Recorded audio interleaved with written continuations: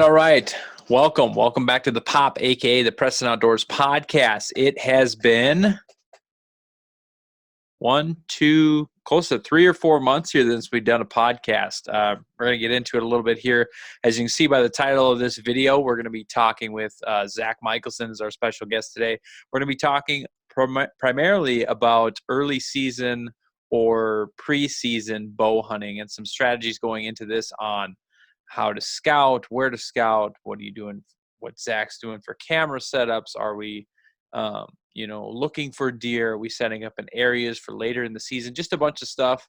A little background for me before we get caught up on what I've been doing. Just started bow hunting as 2 years ago. Again, I did it as a kid, probably 12 to 15 years.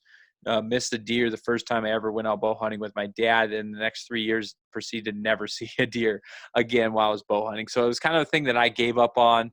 And then I got frustrated 3-4 years ago with the way the North Dakota tag situation goes on for rifle tag that I usually put in for doe tags, just put meat in the freezer, that kind of thing, and was never able to. There was 2 years in a row I didn't get drawn for a tag, so I got frustrated. Went out and bought a bow for my birthday, a used bow from Shields, and then bought a bow tag. And 2 years ago, missed a decent buck. Got all this on film on the Preston Outdoors YouTube channel if you want to go check out that. But missed a deer, shot a doe, super excited. And then last year I got my butt whooped by bow hunting. So I don't have a whole repertoire or something that I go into to do for preseason scouting and stuff like that. So Zach's been very successful the last few years bow hunting and stuff like that. So I want to get him on here and talk to him about that. So he's going to be on a little bit, but let's get a recap. I think it was May 11th that I uploaded the last podcast. I actually have been missing it and doing it, but for those of you that know, for some of you that don't, I run my own window cleaning business, and fortunately, my in-laws have a cabin over in the Detroit Lakes area in Minnesota, and so I actually run my window cleaning business over there, primarily cleaning windows, that kind of thing, bounce back and forth here at my home in North Dakota, so I'm able to live over there. So that's what I've been doing. My wife and I moved over there basically for the summer for the last 3 months, been fishing, filming, fished a couple tournaments since the last time you heard from me, that kind of thing. And I'm pretty sure the last video was a recap on my Bassmaster Open. So my dad and I actually fished a Badlands Bass Bandit club tournament on Lake Ashtabula. Him and I came in, I think, a little over 19 pounds, got 5th place. So that was fun fishing with my dad. And then I fished by myself. I think it was in July for the EDAC Bass Club, had a team tournament once again on Big Cormorant. I decided to fish it by myself to get more experience fishing out of my own boat, making my own decisions, and going in with a very limited game plan, and hoping to have those videos up maybe sometime this winter or fall or something like that. We'll see. But that's kind of, where I've been, what I've been doing for the rest of the year. In the end of September, I will be taking off for Alabama for the second Bassmaster Central Open of the year on Lewis Smith Lake. And then I'll come home for 4 or 5 days, and I'll leave for Oklahoma for Grand Lake. Those are the 2 tournaments I have left for the year. So grand total in October, I will be home for 9-10 days, something like that. So hoping to get some duck hunting done, a few more hunting videos done this year before I take off. But otherwise we've been hunting here. If you haven't seen it already on the Preston Outdoors, once again, the YouTube channel, we've got an early goose season hunt that's already out. It's been this episode should be airing. Let me see, what's the date here? Hopefully September 2nd is when you're hearing this. So 2 days before the North Dakota actually bow season starts for deer. So it's actually kind of a perfect time. It may be too late for some of you doing preseason scouting, but it's kind of an interesting way to see some other tactics and stuff to get the season going, because there are people here that are just showing up to the state to get ready and do some preseason scouting before it actually starts. But I've had a chance to do some goose hunting. Early season goose hunting opened at I think it was beginning of August, something like that. Last weekend, got our butts kicked trying to chase some geese, but the weekend before I actually got to meet Zach for the first time and actually hunt with him, and we were able to go out and harvest some birds. So that was a lot of fun. As for bow hunting prep, man, I don't do a whole lot. Like I said, I don't have a whole bunch of experience doing it. I have mowed some areas and that I weed whack some areas that I do put up some feeders, some cameras, some deer stands. I have purchased a new deer stand last year and put it in a sucky spot. Didn't really get much action going on. Then moved it to a spot I haven't hunted in 15, 20 years, something like that. So it's been kind of cool to get in there, see what deer are around, and I'll tell you what, I have nothing around besides a few does and a fawn and maybe like one. It was like a one velvet 2x2 buck, but otherwise there's nothing around that I'm like super excited about. So I don't even know if I'll hunt opening archery season because there's nothing really that gets me too excited. I don't want to harvest a doe right away, that kind of thing. So there's a recap. I hope you guys have been tuning into the podcast. I apologize that we took off. They say the average podcast lasts 7 episodes before they give up. People don't like the views, how long it takes to make them, everything like that. So it takes a while for people to actually get into the podcasting thing. And we were left off on episode 10. So this isn't something that's just on a whim. It was just that it was my busy time of year. I fished a whole bunch, able to get some fishing content out for you guys, stay on my game that way. It was just, I don't really have the studio set up at the lake to be able to do this. And hopefully by next year I will, so we can continue to go. I have a whole notepad of stuff that I wanted to talk about during the fishing season, but just never got around to do it. So those ideas and topics will be left for next year. I don't want to talk about my summer tactics for bass fishing here in the fall. It just wouldn't make sense. So that's a lot of rambling. But once again, if you're new to the podcast, again, my name is Ethan Preston. We also, if you want to go ahead and follow us on Instagram, YouTube, Facebook, and we have a TikTok account as well.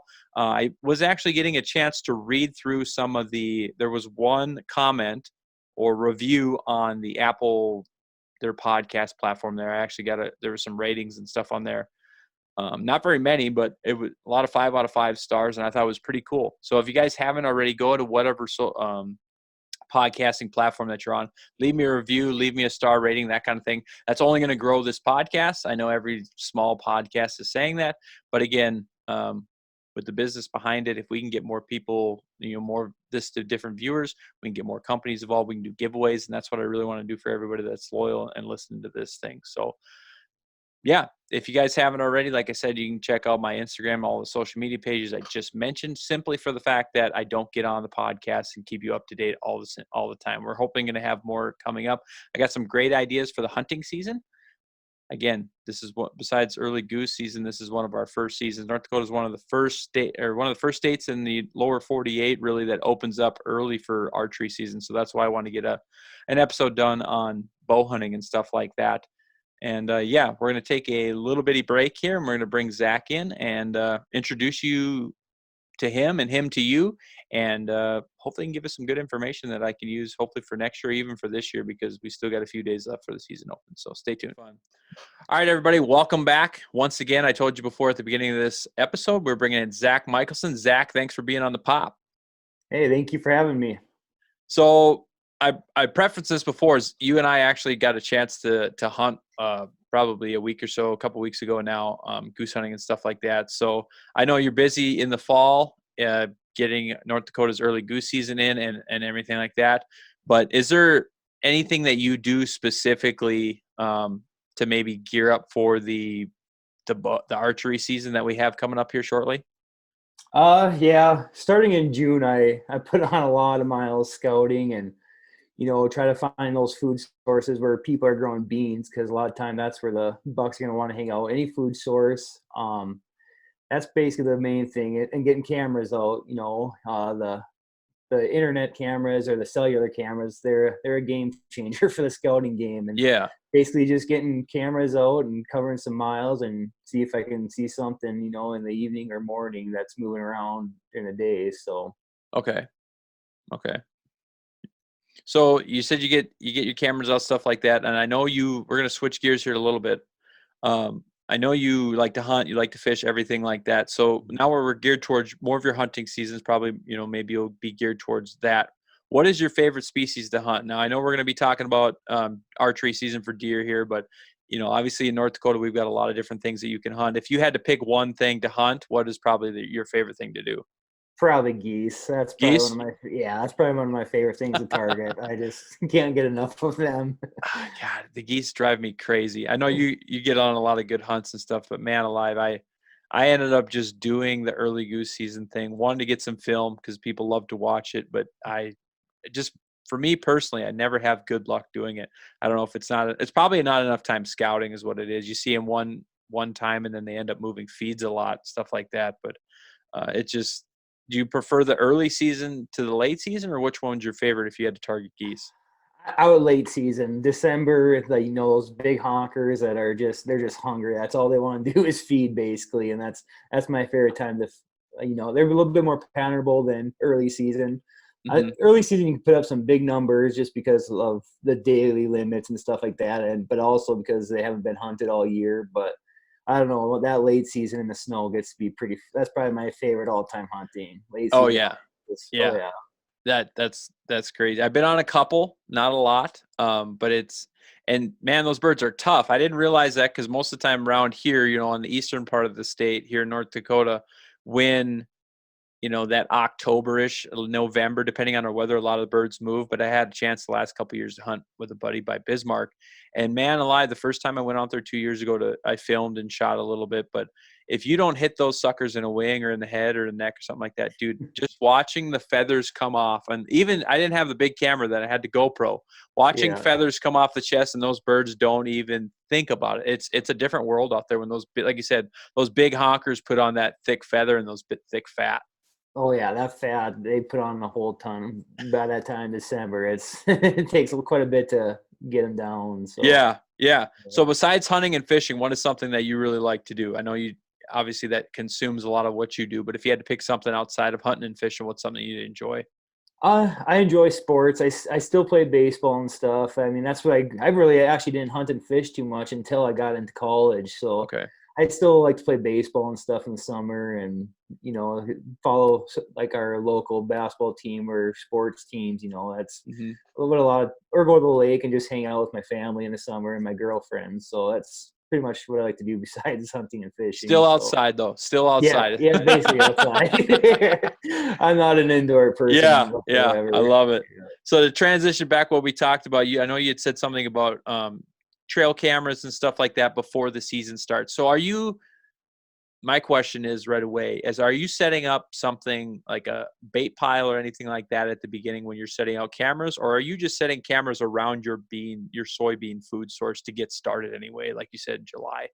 I think when I first started getting into hunting or bow hunting serious, I did the baits, option. I put out there quite a bit, like starting in July or so. Hmm. But now I've kind of gotten older and gotten into it a little bit more. I've kind of gotten away from it. I've noticed a lot of times your bigger bucks sometimes I don't know, they just kind of seem to pattern you when you start to bait, and I don't know, they just come in once it gets close to the season. They come in kind of like right at the end of shooting light, and Hmm. I've kind of gotten away from actually baiting a little bit. I will if I'm baiting in July. If I do throw out some corn and he keeps hitting it during the daylight, I might continue to do it since it's legal, in North Yeah. Dakota. Yep. But I don't do a whole lot of that as much anymore. Maybe until like maybe late season when they start getting hungry again, Hmm. and there's not much of a food source around. So to pull them onto my property that I hunt, I have to put out corn, Yeah. or something. So, but Yes, that's another thing. Good point you prefaced. In North Dakota, it's legal to bait during our archery yeah, season. It's not legal to bait during our rifle season, if I remember correctly. So that's yep. a good point to do there. So like I prefaced at the beginning of this, I started. I don't know if you know this or not, but I started bow hunting when I was about 12. Hunted for about 3 years. First time I ever went out with my dad. Missed a doe at 20 yards. Had her pinned. I'd practiced all summer. I was dialed. She came out the first night, like half an hour in. I'm like, this is easy. We just set on a hay bale blind that our neighbor had on a fence row, and it was a stubble bean field at the time. Had her pinned at 20 yards. My dad said, "Oh, she's too close," so I aimed a little low. That's exactly where the arrow went. I spent the next 3 years not even seeing a deer while I was bow hunting, and Oh, I said, geez. this is stupid. I'm not doing this anymore." And 3 years ago, after 2 years of, I've never been an antler guy. I love antlers. I wish I was more of a buck hunter, but I love eating them more than I care to really chase a buck. And before this, like I said in the beginning, is I'd rather go pheasant hunting. Like that's my thing. Fall fishing and pheasant hunting, like that's where I would rather do. So shooting a doe right away, like my perfect world 12:05 on opening Friday, I'd shoot a doe and I'd be done for the year, just so I can have food in the freezer. But the last couple of years, I've got denied for a doe tag for my rifle, like 2 years in yeah. a row. So I was like, you know what? Maybe I should pick up this bow thing. Went to Shields, bought a used bow, that got into it a little bit, and then so for me, my experience doing this, shoot, before I even picked up a bow, I didn't even know you could bait. You know what I mean? Yeah. Like that's how I wasn't familiar with it. So it's interesting to see how you're going after the more mature bucks and maybe not baiting depending on how they're hitting it and stuff like that. Because me, I've Mhm. got like weed whacked everything, baits piled up. I've got the stand set up over top of it. And most of the time I hunt just closer around the house. So I'm not actually putting on the miles like you are, not yet anyway, to go out and Mhm. try and target these deer. So your point towards the bait is actually really, really interesting that you're more so going around. Did you say the soybean fields for sure? Yeah, like that's well, right now, like where I hunt, but the property that I mostly hunt, that's corn right now. And actually, right now, it's I don't know what it is about corn, but they're just not in there as much as when it's beans. So Mm-hmm. right now, like this year, I've been looking for other options, like driving around and stuff, trying to find other food sources. And and actually, a good one is apples. If you can find an apple tree in like an old abandoned farmstead, oh man, that's where it's at. Because I one time I was just driving on the highway and there's like an old abandoned farm and I saw this big buck, like he was probably like a 170-inch deer, and I've seen him for like 2 years, 3 years. Well, that after that first year I hunted him, I just went in there and after the season was done and walked around in that old abandoned farmstead, and sure as heck there was apples in there. And then so that next so that yeah, that following year there was I was just driving by the road and you could see two deer just eating out of there. And I'm sure that's what he was doing. He was just coming into that farmstead only 80 yards off the road and then eating those apples and then getting out of there in the morning. That's his pattern, but I could never just catch up to him. So, but yeah, any food source, man. That's if you can find beans, like I said, that's a great source to go and look. And I don't know. And I mean, granted, like baiting does work. I think, but in my area, I mean, it just doesn't seem like it's the way to go. I'm granted another area, maybe 2 hours away, an hour. It might work, for big mature bucks. But I guess from my experience and where I hunt, it just seems like those big mature bucks kind of hit that after shooting hours or Mm-hmm. whatever. So, and I don't know if it's just, you're in there more and they can see you coming in. Because they bed right in those beans too. You'd be Yeah. surprised how often they're just right in the middle. They're not in the tree rows. They'll just bed, 60 yards off from the beans or in the beans. And I mean, they can get up and see all the way around them, but yet be covered by the beans. So, yeah, it's this time of year. It's food sources, and right now it's probably water too. If you can find Yeah. water in this drought, I know where I hunt too. There's a little creek that runs through, and even in drought years there'll be water in there. And if you can have a food source close to it, that's about where you can bet you can find a big mature buck. So See, that's probably the difference, like what you just explained there. Like I have an apple tree on the farmstead that I live on here, and I will pick up apples in the fall, so you don't have to mow over them, get them out of the yard, and I'll take them down to one of the deer stands and I'll dump them. I'll put a oh yeah. trail camera in there, and I'll never see a deer eat an apple. Oh really? It's What the I heck? I tell people this, and I was like, the deer that maybe are around here, I don't know. The only thing I have on a trail camera eating an apple is a raccoon or a squirrel, or maybe Oh, a what the blue jay, heck? that kind of thing. Yeah. But everybody's like apples, apples, apples. I was like, this should be like, and we've picked them off the tree because it's not just the old nasty rotten ones. I could see them not eating those, but there's been like Yeah. fresh apples. The tree's going to split. I've pulled Rubbermaid tubs of them out, go and dump them on the ground down there. And the only thing that are touching them is everything else basically besides deer.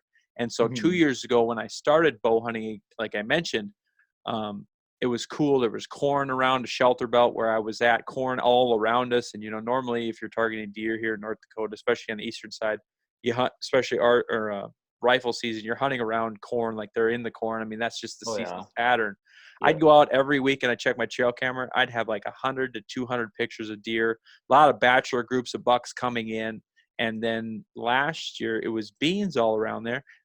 Last year I didn't have a shooter deer, a shooter buck, or anything basically in shooting light. And I sat out Okay. there half dozen times, and I never saw a deer actually.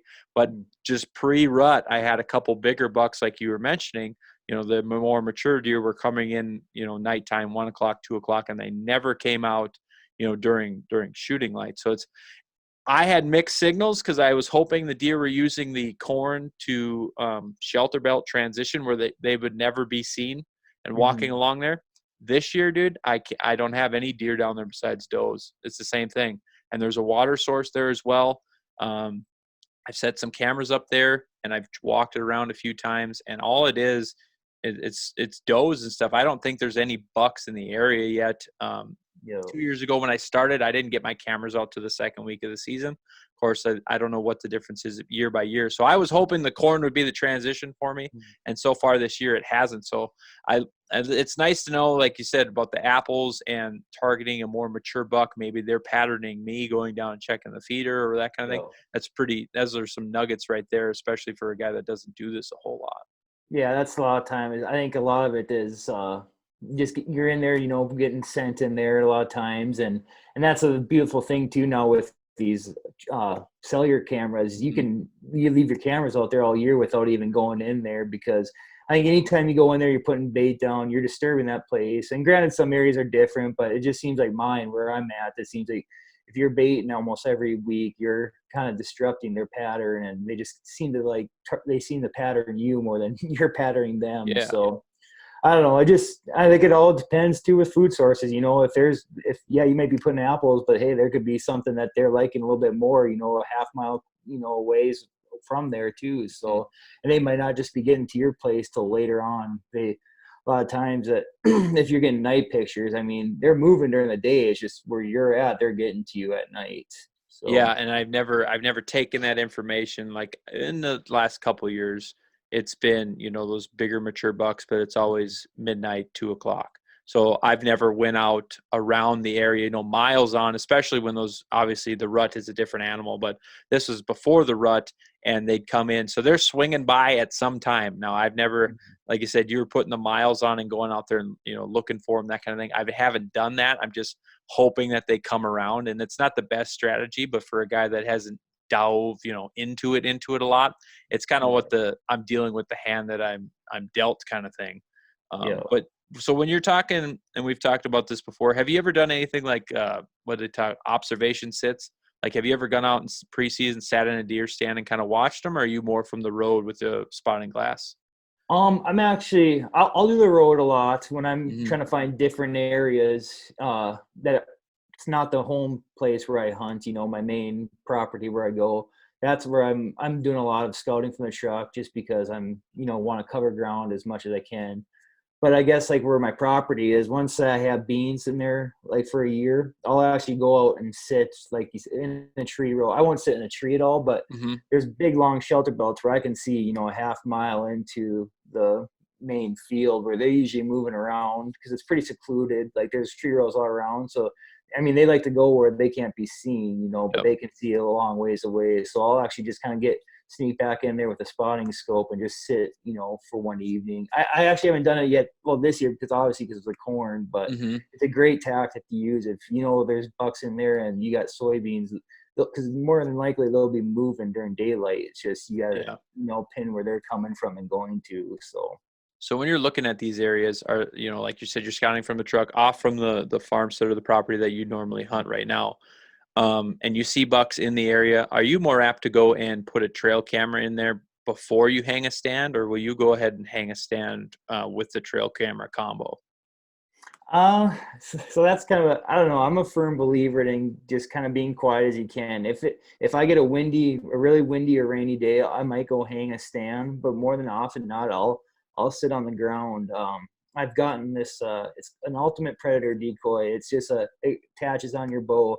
And last year I used that quite a bit for my early season sits, just as a cover, thing so I wouldn't be picked out. And sure as heck, I had, not old bucks, but I had bucks coming within 30 yards of it. They wouldn't come to it, but they just didn't care because they thought it was another doe. Yeah. I don't know. For me, when I have a pattern on deer that I find that's off my property, I just kind of like to sit on the ground and not try to disturb, putting up hanging stands or anything like that. I just prefer to sit on the ground and get in there as quiet as I can, and then sit with that decoy or behind a tree or something. So So you actually won't hang a stand at all if it's off your main If it's spot. no, if it's off my property, I'll kind of sit in the ground, or just use that or sit behind that decoy. But if Hmm. it's on my prop, generally I have a lot of stands on the property I Yeah. hunt or blinds, just so more than like I over the time I know where they're traveling and I'll just kind of pick a spot, decide on what the wind is because more than often I'm going to have a buck traveling there at some point in the year. So Yeah.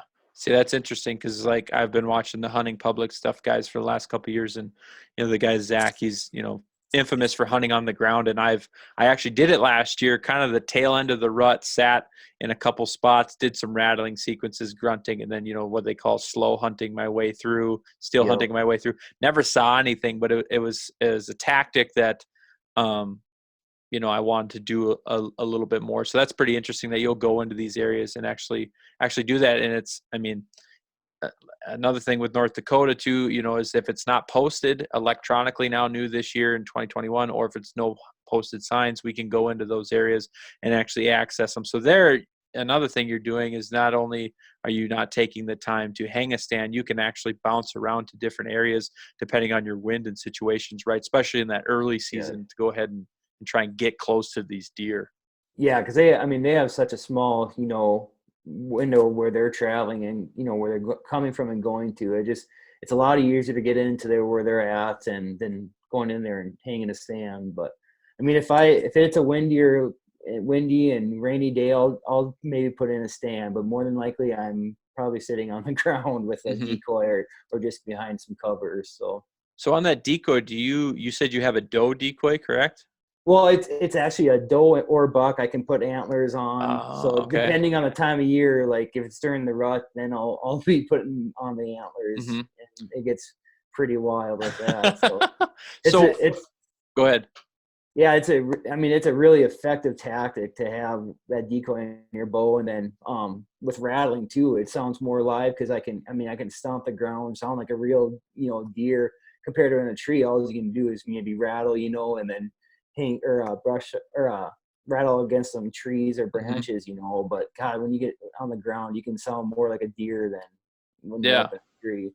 So do you think So. that, so what's your thought process behind using the doe portion or an early season and the buck, obviously the buck later for the rut, but do you think another buck wouldn't be as apt to come closer to you in early season if you put the antlers on that thing? Yeah, I think it's more passive. I mean, I don't know, just I guess to me it's more natural to have a Hmm. doe, that time of year. I guess they are because they kind of know who their bachelor group Yeah, is they're too. already with. Yeah, they're already with. So I just like using a doe. I guess it probably doesn't honestly matter, but No, um, if it matters to you, it matters. You know what I mean? I was just yeah, curious of what brought you to that conclusion is all. but yeah. So most of the time during the early season, it's all just that doe, decoy. But come the rut, I'm putting those antlers on, and it gets fun. So for the early season, obviously, unless it's obviously a buck that you're targeting with your cameras and stuff like that. And if someone's not familiar with, they have these cell phone cameras now. Zach, I don't know, I don't have any, so maybe you can talk about a little bit more in depth on them. Obviously placing them and tell us how they work, especially sending pictures to your phone. So yeah, I run those Tactacam Reveal one. I run last year's model, and I guess what I have mine set up at around 10 o'clock. So say in the morning, gives me a picture that or at 10 o'clock. I'll know what moved in there prior to that because more than likely they're not moving after 10. And then Hmm. like say come the rut, then I know okay that buck was moving in the morning. I need to get out there in the evening, and vice versa. Come at night or in the evening at 10 o'clock, I'll get a notification that oh man he was there in the daytime, and then in the morning I can go right in there. So it's really handy for knowing which bucks are moving during the day and which ones are getting to your spot late. So I mean you can almost pick out which ones are going to be there the next day from the day before because usually there's a little bit of a pattern, especially this time of the year if they're moving during the day. But I mean, during the rut can be a crapshoot because they could just take a doe, off the property. But So, it's pretty crazy how if they're showing up during the day, you got a real good chance of killing them. and like you said, if you're targeting more mature deer, like you already mentioned, that you're doing. You're not actually putting your scent in there and actually having to go in, pull. Yep. Even if you're walking in there like I do now, I'll have an extra. The new spot that I just got set up this year, it's a little bit farther off the beaten path. I'll go in, swap the SD card out, where the one closer to the house, really like it's closer to the house, and my grandparents have like used it like a long time driving past it. So my thought process is the deer aren't really as conditioned to it. There was a time where my dad, we were talking about apples. I was sitting in the stand 2 years ago. He drove down in front of me as I'm sitting there. I'm like, "What are you Yep. doing?" And he goes, "Oh, I didn't know you're here. They'll be back." Half Oh an hour yeah. later, I had 3 bucks walk by, at 40 yards with a. It was just before we had that big snow a couple years ago, and they were at 40 yards with a 30-mile-an-hour wind. And I'm like, "Well, I'm not gonna push that." But there's, obviously, if you're off the beaten path, more mature deer, it actually keeps eliminating your chance of actually them getting, like you said, patterning yourself. So Mhm. for that camera, is that something like, are you paying a monthly fee for, or is it something you can like shut off during the year? Because I mean, this is something I would assume most people, if they don't have one already and haven't looked into it, we're kind of curious about. Yeah, so so it's a monthly plan. I think everyone's different, it might be, but the one Mhm. that I have, you can have there's like 3 packages for a certain amount of photos you get. I think it runs up from 8 anywhere to like 15 bucks a month Okay. or for each camera. But I know some they have are a little bit different where they can link up, and I think they're just one fee. But you can have as many cameras as you want. But I Hmm. guess that the reveal one that I have, it's for each camera there's a monthly fee, and But it that's just goes. something you can pause during the off season. Yep, and then during Okay. the off season, you can just turn it off, Yeah. and you don't have to, because then I just shut it off and have it inside. I Hmm. don't really run them too much during the winter or the spring. So, but then once June or July come, then I start putting my cameras out. So obviously at $8 a month, and if you said, July, August, September, October, November, maybe past that, you're only looking at about $40 a camera. And like you said, if you can pattern that mature deer as much as you were talking about, then they're definitely worth that money for sure. Oh, yeah, it's it there. I mean, granted that a lot of it comes to scouting with, your eyes and stuff, or Mhm. your spotting scope, but those cellular cameras do play a huge role in, for how I deer hunt. So yeah, they're an excellent tool to have in your arsenal. That's for sure. The first time I ever was really exposed to them was actually last year. I was actually out goose hunting with a buddy, and he goes, "Yeah, I'm not going to be able to scout tonight. I've got this buck that keeps coming in." And we had shot some birds in the morning, and we scouted a little bit, and then we ended up going to the bar and having a pizza or something like that. And it was like fourth. He's like, "I got to be out there at 3:30." He comes Mhm. by a little bit after 4:15, and we're at the table eating, and he ended up didn't going out because we were looking for birds, and he just slams his phone on the ground. He gets all pissed, and I'm like, "What's up, dude?" He slides his phone over, and 4:34, that buck walked right by his stand. Like, he knew the wind was right, everything was right. And I was like, "When is this?" He's like, 30 seconds ago, because he had it set. He said, "I don't have a lot of deer in the area, so every time a deer walks by, I have me send a picture." And Yeah. he was so mad. I was like, "You can have them like send you a picture like that?" And he kind of gave me a little spiel about it, kind of like what you said. And that's that, like you said, none of it is going to be the save all, but you're on the ground scouting, and the cameras kind of put them together, kind of make a game plan for you. Oh yeah, yeah, and those cameras can get a little frustrating. Like you explain it, oh man, you can absolutely hate them sometimes. It's like, oh, like had the perfect win, but you had something going on and I couldn't hunt, and your big boy showed up, and it's like, oh dang. Like last year, my girlfriend, she drew her first rifle tag, Okay. and I went with her rifle hunting. I decided to go, and because she wanted me, and I wanted to go with too, and Yep. I was like, God dang it, that big buck's gonna show up during the day, because I've been having him for 3 straight days in a row, and sure as heck, he showed up in the morning. So I guess if that's not what true love is, I mean That's right. that's the ultimate sacrifice, And missing a chance at a if big she buck. forgets that, you remind her of that every single Well, time. I remind her probably once a month. That's for sure. Yeah. Now the second deer you get, honey, it's not as important. You might have to just wait on my buck if the wind's right, that kind of thing. Yeah, no, but yeah, she ended up getting her first one last year, so it was all. I wasn't there for it, but it was fun to go and hunt with her for sure, having the It's first pig. it, So is that like you said, that's the first time she's ever shot a deer then? yeah, that's the first time she's ever shot a deer or anything. So yeah, Man. it was pretty crazy. I know practicing she had a little trouble picking up target in her Hmm. scope, but I mean this one was, I think, at 70 yards, and she brought it right up to it, and she shot Oh it man. right, right then and there. So It was That pretty is, cool. from guys like you and I mean, I assume you got your deer tag at 14 or whatever you could, your youth tag, kind of like what every kid dreams of in North Dakota, right? Yep, yep. So I had the same incident last year with my wife. She never deer hunted. She never got a youth tag, kind of the same thing. And last year was the first year. And she goes, I want to shoot a buck. I want to shoot a buck. I said, you could put in for a doe, let's take it easy. Let's get one and get done with it. No, no, no. And it was honestly one of the coolest experiences I've ever had in the woods or out, hunting kind of thing, being with her. And the buck she shot was not a giant at all. I mean, it was a small basket rack 4x4, but her and her sister are very competitive. And she said, my sister shot a 4x4. I'm not shooting anything smaller. And I've got, Yeah, I've got all the film. I mean, I've got, some forks and 3x3s coming by and at 30 yards. Nope. Won't even, I said, if it was me, man, I'm going to shoot that thing right away if I haven't shot a deer before. Nope, nope, nope. And like you said, it's a very cool, almost out of body experience because you're with somebody. And I was more excited probably than she was. Got the whole thing on film, and then she was actually able to film me filling my doe tag. So oh it's man, that's awesome. it's like you said, unless you're in that situation with somebody that's never experienced it before, like what you and I went with last year, it's something you really can't explain. And you're almost, I mean, for us, since we've been doing it for a while, I almost took it for granted. Mhm. Just you hear that people all the time, you take it for granted, then you have somebody that actually does it, and you're like, this is pretty sweet, even though I've been doing this for a long time.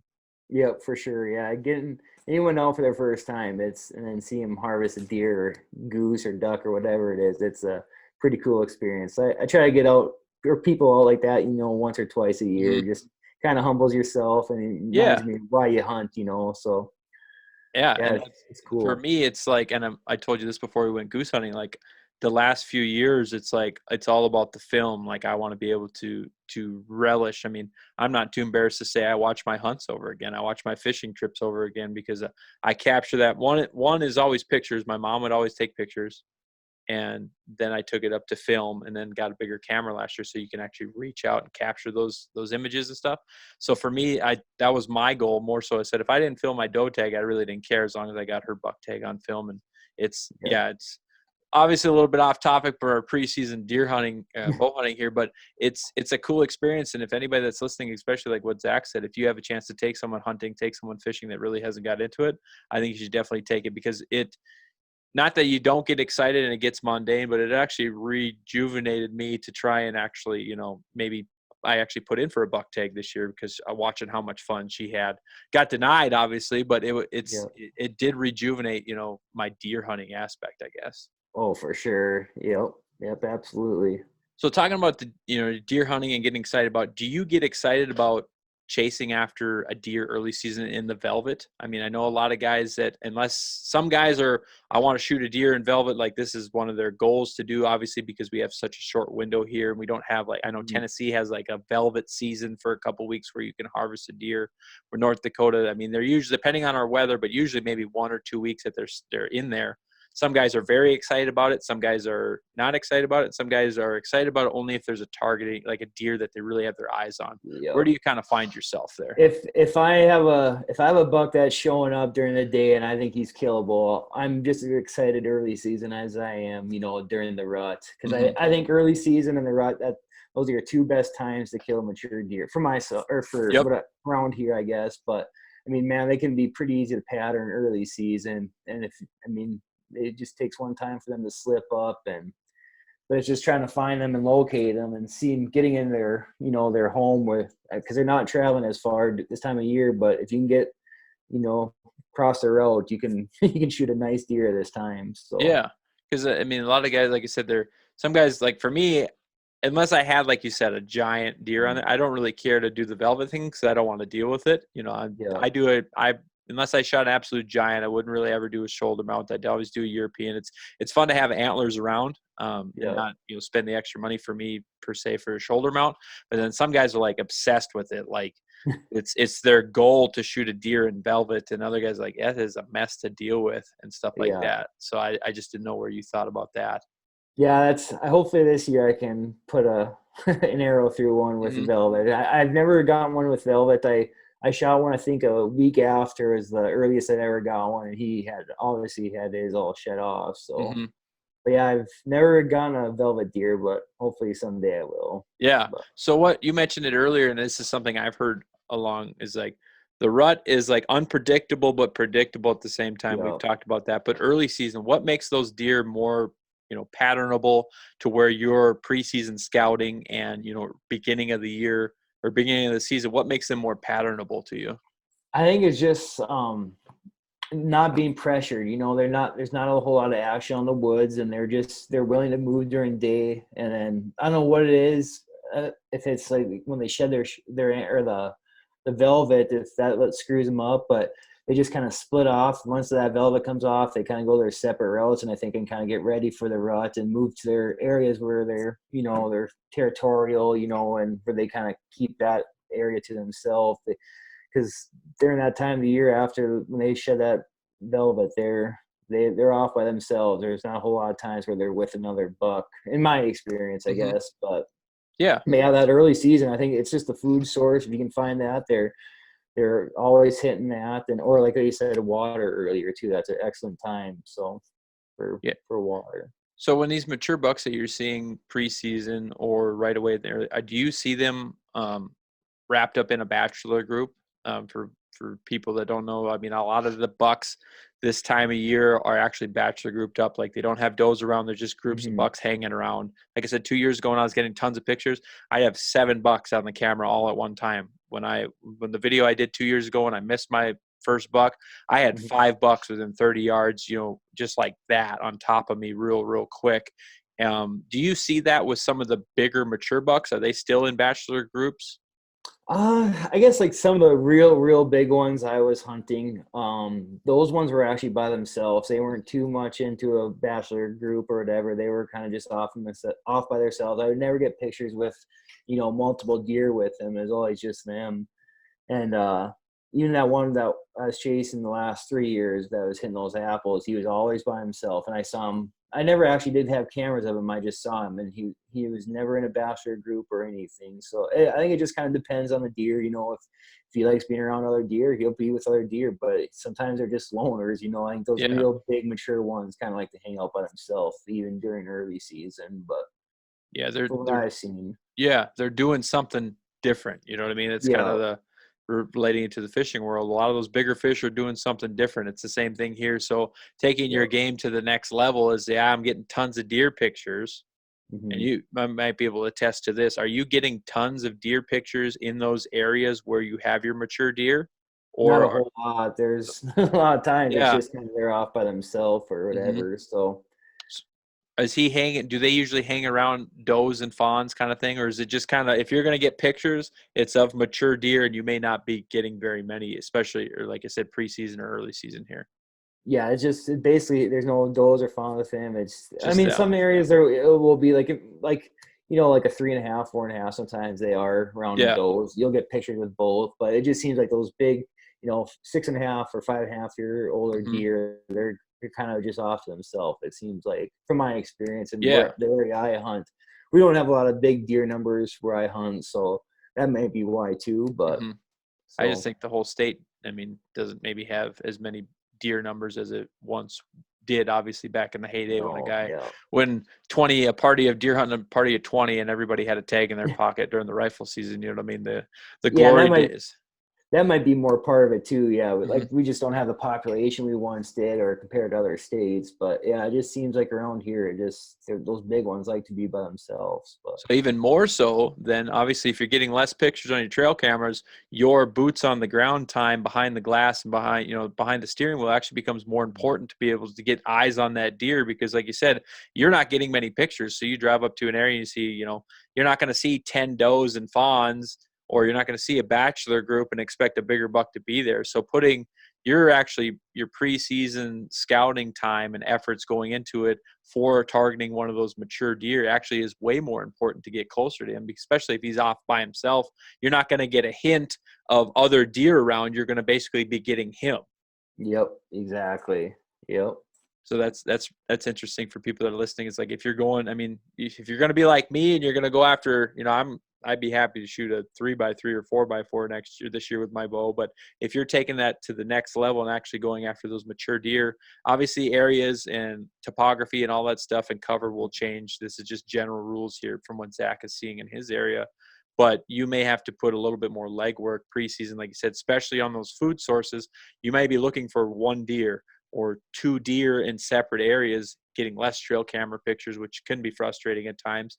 But if you put in that legwork, you might be able to at least pattern him right away. Pattern him, you're like they do on TV. You're going for this deer before he decides to shed his velvet and goes kind of AWOL or whatever. Yep, for sure. Yep. So for the early season coming up, like I said, this is going to be airing on September 2nd. Our bow season opens the 4th, right? I can't, whatever, Friday. I'm not sure. Friday would be the 3rd then, September 3rd. Yep, So at 12 o'clock. Yeah, Yep. So North Dakota is a little bit different. Most of our seasons open at noon for deer. Rifle season's the same thing as at noon. That's a little bit different thing. So what is, besides your preseason scouting and stuff like that, what is something, at least one thing that you do early season with your scouting or your early season getting into the woods? What's one thing that you think you do that at least maybe not harvest a deer, but at least allows you to get closer to them and have the opportunity, at least in the beginning of the year? One thing that you think you can contribute to that for yourself? I don't know. I guess the main thing is just the scouting, but I guess I know I shoot a lot of bow, and sometimes sitting on the ground you might have to take a 60-yard shot, and I think that's kind of effective way for me on the ground is trying to get my range of shooting a bow out there quite a bit. I feel pretty comfortable at the 70, but I guess as far as just scouting goes and then just shooting bow, that's basically what I do, Yeah, get ready the early season. Yeah, especially like people don't think about it. I didn't really think about it until watching those videos, and you touched on it as well. It's not up 20, 30, 40, whatever, how you are in a tree. You've got your cutting, your lanes cut. I mean, everything is manicured for that deer to come in, you not be seen, pull back. And if he does the right thing, you should have a good shot. You're hunting on the ground, especially like you said, off your property early season, going after these individual bucks. You're not going to be able to cut, shooting lanes, or you've got a blow down or something. Hunting from the ground is so much more unpredictable. So like you said, you prepare a lot over the summer to, one, be able to take good shots, and two, be able to shoot a lot farther if the opportunity presents itself, because you might not be getting that close to that deer. And and a lot of time when you do sit on the ground, you have to sit far back because to get away, because he'll see you. If you're setting up 20 yards from where he's traveling or 15, he's going to pick you out when you draw back. So getting that extra, back 30, 40 yards kind of can help when it comes to hunting on the ground early season. And it just seems to be better if you're a little bit farther off. And I mean, being on a tree is kind of nice because you're close, but then again, where I just hate putting up a stand. If they can hear you, if you're bedding close, they can hear you, and you could spook them away from that area, and then you're kind of screwed. But if you can get in there on the ground and be quiet and set off a little bit farther away than normal, then you have a pretty good shot or opportunity to get a shot off at a nice buck. So I got two questions for you then, based on what you're saying. If you're hunting his traveling corridor early season, are you hunting the traveling corridor and know where he's bedding, or are you just hunting there and kind of guessing when he comes through?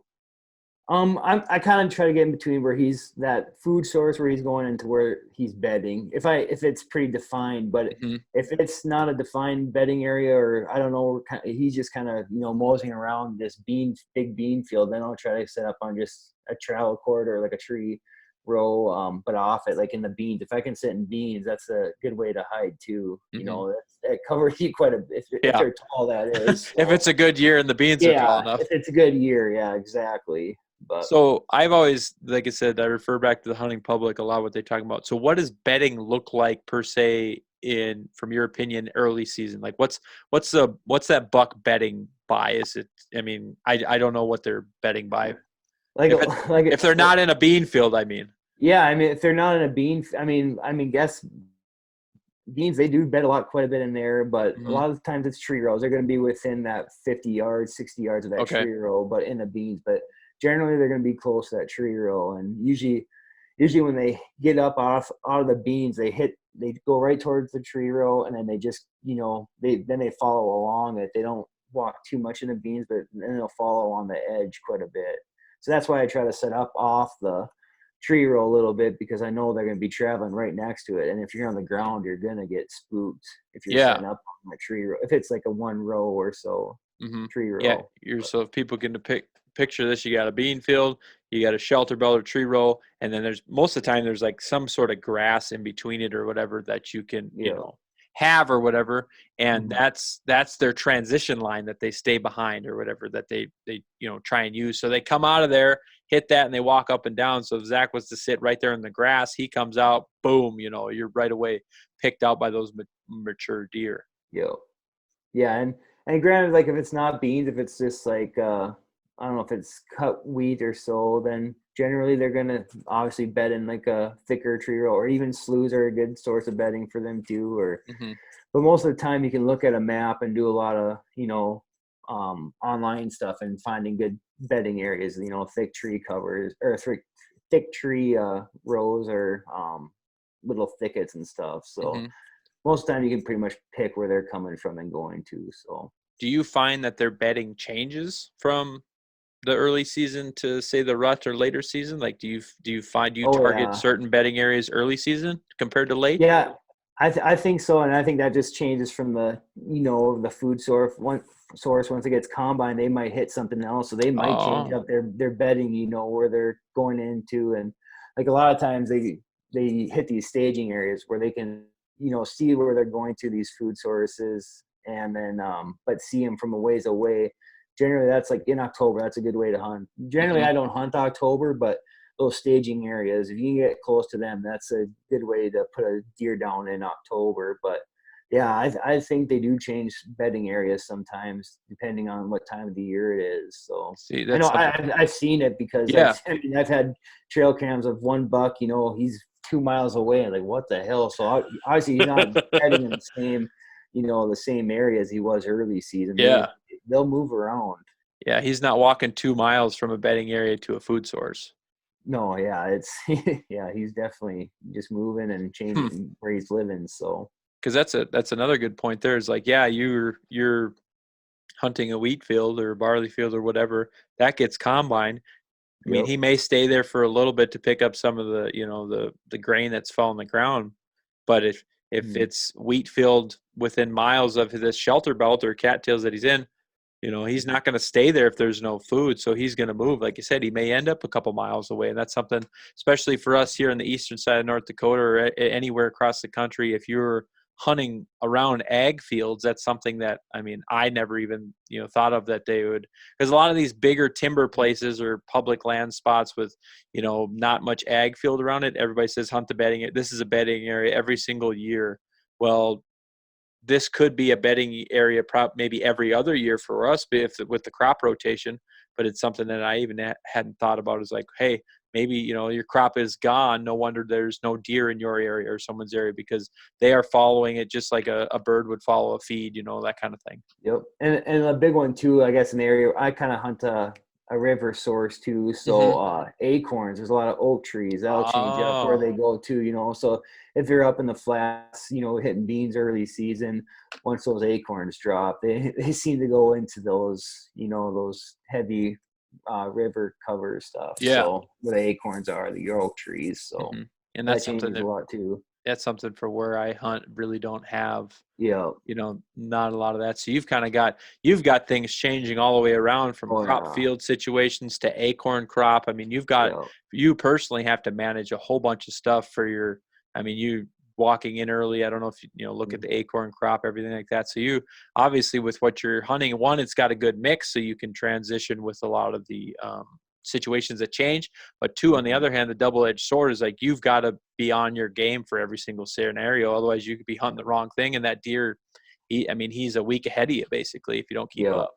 And that's the hard thing too about those oak trees and the acorns. A lot of times where they're dropping is in their bedding area, so they're not moving far from bedding to to where they're eating. So Yeah, it could be pretty tough time to kill a deer because a lot of time in October where I hunt, I'm getting all night picks. yeah, Where the old early season food source was, they're not moving to me during the day, but I'm sure they're just hanging around that food source of acorns and the river bottoms during daylight hours. They're not moving Hmm. too far. So that's when I shoot birds, or that's when I don't really mess around with deer too much in October until they're rut. And then, But I mean, for you, I mean, you like you said, you've got this window, and obviously you can do both. You can hunt your birds in October, but probably one of the reasons is you're not, instead of getting desperate and going to them, you're ended up having to be in there, and you just bump them on, say to the you know, next property or out of your area doing that. So giving them that time, it's probably, I mean, maybe you'd want to be in there and have the chance at that buck, but like you said, if they're bedding around the acorns and I mean, they've got to walk 5 yards to eat, there's really no way for you to ever get yeah. close enough. So it's especially like you said, we're talking mature bucks. So if you pressure something a little bit different, I mean, there's nothing for him to get up and go 5 miles away, Yeah, just yeah. because. Yep, and anytime you bump a buck when you're hunting them, it could be game over. I know it was 2 or 3 years ago. I hunted one, and I think I was coming back through where had my stand at, and I'm pretty sure I bumped him, and I didn't see him the rest of the year. So Yeah. he just kind of disappeared. But yeah, anytime you if they hear you and see you, and especially if they smell you, then it's they're off to another property. So. Yeah. Have you ever thought about doing the saddle hunting thing? I never have. I guess I mean I've looked into it, but for me, how I hunt, I guess it's just not Yeah. applicable. And it's Hmm. just I don't know. I'm not a big heights guy in trees in the first place. So for me, I don't know. I'd rather not mess around with that. I Yeah. guess, but I I was mean in, it's effective. But yeah, I was intrigued by it. One, it turned me off because I don't want to spend that much money to get started, mhm, but it was always intriguing because I like the aggressive side of it to where yes, and it yeah, allows you to go to multiple areas, set up mhm, pretty quick and pretty quietly at least, and then be able to still have that advantage of shooting up in the tree compared to on the ground. But I think I get tired of bow hunting. This is again a little bit off topic, but I get tired of bow hunting from sitting in the stand and nothing happens. Like if yeah, I could see in some of my areas, it's either like feast or famine. Either you see a couple deer or you don't. Like I miss the rotation that they're on, and so I end up sitting there for a few hours playing on my phone, yeah. Snapchatting, Instagram, whatever. Shoot, I've been up there and posted a picture, on Instagram and say, ask me questions. And I've been up there answering people's questions because I'm so bored, and then when you do hit it right, there's deer. And I'm intrigued to hold, even if it's a doe walking by, as long as I can see something, I get excited and can stay into it. But the saddle thing or hunting on the ground or then, bow hunting during the rut really Mhm, intrigues me because you can actually go at them and take the game to them. So that's something I know I talked to you a little bit on Instagram last year about the decoy thing. And that's something I'm looking at for this year is, like I mentioned, when I was able to help my wife hunt her buck last year, I had like never hunted the rut because I shoot a doe and I'm done. yeah, I don't worry about it. But then being that close within 200 yards of some of the biggest bucks I've ever seen in my life, mhm, I'm like, there's a reason I applied for a buck tag this year for my rifle. But it's like, yeah, just because it was maybe a blessing in disguise this year that, again, you can, early season, you can be aggressive and get in on their pattern. But then the unpredictability is your predictability during the rut, and where you're able to get out of your tree, unless you're in an area that has a lot of does that those bucks are going to come by chasing, you can, I want to try the decoy thing, put it on there and then go at them and see if you can get, close to them. oh yeah, and I think the biggest thing with that decoy is getting in close to him without him seeing you right away, and then Mhm. presenting that decoy when you're within 100 yards. Because once you get into his home, especially if he has a doe, they Mhm. get pretty pissed. Like I know last year I had one. He was about 100 yards out, and I got behind the slough and started rattling at him, and I could see he was starting to come at me. So once he got about like 80, 60 yards out, I went out at the edge with the decoy, and he just came along the fence line all puffed up, and he about was ready to kick my ass. But Yeah. I mean he came into 5 yards. I was just like shocked. I didn't know what to do. I just forgot to even draw back. And I mean I should have drawn, now knowing I should have drawn back when he was at like 40, and I kind of just did it right when he was at 5 yards. I was like, wow, this is actually working. And Yeah. yeah, it was just unreal how they react to those decoys. Even I was within probably, I think I was within 40 yards of maybe 10 other deer. I had deer just surrounding me and Mhm. it felt like I was part of the herd. It was on until and then one came kind of behind me, and then he blew at me, and Busted then you I there. busted. Yeah, and that one I had a big buck. He was probably like 160-inch class at Wow. about 80 yards, and I just couldn't close in that last few yards with the decoy. But if that one wasn't behind, I think I'd had a pretty dang good Oh chance my at it. gosh. Yeah, it's pretty cool. I think we're gonna have to do another episode later this fall before the rut to talk about a decoy because I mean from what you've done for experience with using it, and I've watched the whitetail adrenaline guys, especially they coming out with their Yep. TikTok videos and they've got bucks turn sideways and the guy's drawing at 2 yards, you know what I mean, that kind of thing. Yep. That's for me bringing them to you. You know what I mean. Obviously, you got to have your sneaking element, but bringing a deer to you is kind of what I get more excited about than sitting there and Yeah. waiting, unless you've got the time, like we talked Yep. about reverting back, you've got the time to get in there, like you said, those first few weeks to kill your deer. So for the early season, kind of wrap this up, what do you consider, like, obviously we talked about preseason, we talked about our early season right away. How many weeks do you give that from September 3rd to what? Are you basing that off of weeks and days, or are you basing that off of like cold fronts and weather and stuff like that? I guess I'm basing it off if I have a deer that's showing up during daylight. Mhm. If I have a deer that's showing up during day consistent, I'll keep hunting it early until it starts getting night pictures or I just don't see them at Okay. all. And then that's kind of when I stop, bow hunting early. But Mhm. it's generally about a week and a half or 2 weeks that You hit it pretty hard. yeah, hit it hard. If I have a buck that's showing up, but So then pretty if much from there on, I'm done yeah. until rut. So So if you don't have a buck show up, what are you doing? if I don't have a buck that's showing up, I Yeah. just goose hunting. Okay. Yeah, I'm not bow hunting too much. I won't go out and search too much. If I don't have a buck picked out by a week before, I won't get too crazy unless Okay. my trail camera pictures show, my cell cam pics show otherwise. Then I'll start going after a specific buck. Yeah. But if I'm That's not having trail cam pics or anything, I won't get too crazy about it until pre-rut, and that's when yeah. I started getting back into it. So It was kind of a selfish question because I don't have anything that I'm really excited about shooting yet. You know what I mean? And it's like, do you go out and sit because there's an off chance that'll come in? But I mean, like I said, I've that, got a one or two small bucks and a few yeah, does and a fawn. You know what I mean? Like that yeah, consistently show up. So like everybody's going to be all excited to go out, on the opener, but I might just go dove hunting or something. You know what I mean? that's good. I kind of got lucky this year. My so I haven't had really a buck picked out that I want to shoot, or Mm-hmm. I haven't been really seeing much scouting this year compared to other years. Just Yeah. one that I'm really excited about. But one of my buddies up north, he texted me and told me, come up here. I got like 3 or 4 other bucks that I have picked out for you. So I helped him get his elk last year. So Okay. he owes me one, I guess. But yeah, no, he's a good friend and good buddy, and I'm That's pretty awesome. grateful. He's inviting me up for the opener, so Yeah. it's pretty cool of him to No, do.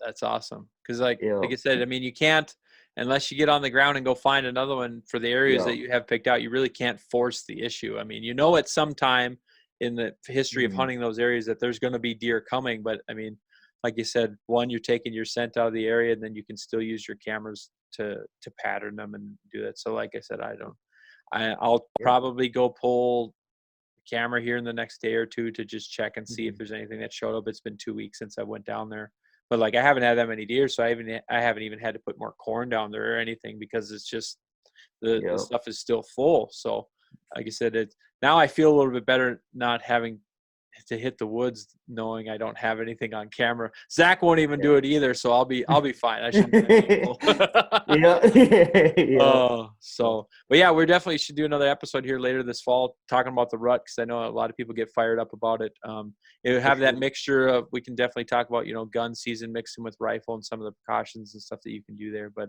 I thank you for coming on. Anybody that wants to follow you, Zach, where can they follow you at for social media wise? On Instagram, I think it's Z_Mikey08, and that's Mhm. basically all my. I did start a TikTok, but I don't know if that's really for Yeah. me yet. So I put up one video and it already got Oh banned. So yeah. I didn't know about the whole shooting, and Yep, stuff. But exactly. If you somehow one snuck by last year, I on the crawl up to my doe. I Yeah. scanned with the phone, and then my wife was army crawling with the camera, and somehow that one got to stay on there showing my rifle and everything. But everything it gets taken down too quick. The only thing that you Oh, can do yeah. on there is fishing release clips. That's how I started doing mine. It's just every release clip you did, you put back. Yeah, But for no, yeah, sure. go ahead. Everybody that's listening, go and follow Zach. He's already got a pretty good following. But you guys, I mean, you've been killing a lot of birds this early season goose here as well. Yeah, it's been incredible August. I Hmm. mean, usually it's pretty tough in August, but this year we've gotten pretty lucky with that. Yeah. So So you guys go ahead and check out Zach and make sure you follow along. Like I mentioned before, you can check out all the Preston Outdoors social media. It's Instagram, Facebook. Yes, we do have a TikTok and a YouTube channel or whatever. But go ahead and check those out. And make sure you check out Zach's page. And Zach, I want to thank you for coming on and dropping some knowledge for us for some early season and preseason bow hunting. all right, thank you for having me, man. It was a pleasure. All right, we'll talk to you guys later. All right, see ya.